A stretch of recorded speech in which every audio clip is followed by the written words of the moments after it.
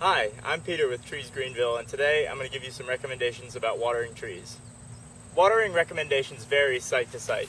Some questions you should ask yourself when you arrive on the area you wish to water are: how much rain has this area received in the past week, month, or even in the past season? How much sunlight does this area get? What are the average daytime temperatures? And how moist is the soil already? A good way to determine the moisture of the soil is to stick your finger into the root ball of the tree and determine whether the soil is soggy, moist, or dry. If the soil is soggy, I would literally be able to squeeze the water out of the soil in my hands. If the soil is too dry, I can blow away the dust, and it's clear that this tree needs some water. The amount of water trees need also varies species to species, so it's important to check with your nursery or with a field guide to determine specific watering recommendations for that tree. Young trees need much more water than old ones. A good rule of thumb when watering young trees is to water 10 gallons per week per inch of caliper at breast height.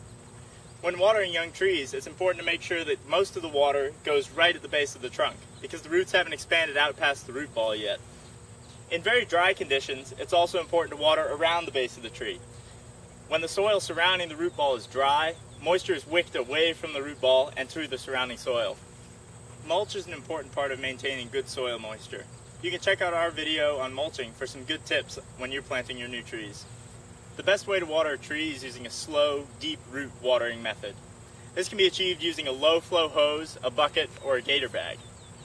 When using a bucket, it's important to note that you shouldn't pour the water on the tree too quickly. Watering a tree too fast can lead to runoff and minimal absorption by the roots.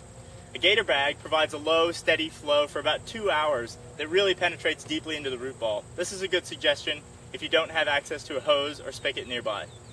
During periods of especially dry weather, it's not a bad idea to give your larger, more mature trees some refreshment as well. The best way to do this is to place a low flow hose around the base of the tree, adjusting it every so often so that the entire root system gets an even amount of water. It's important to remember that the root system of a tree can be up to 3 times the width of the canopy.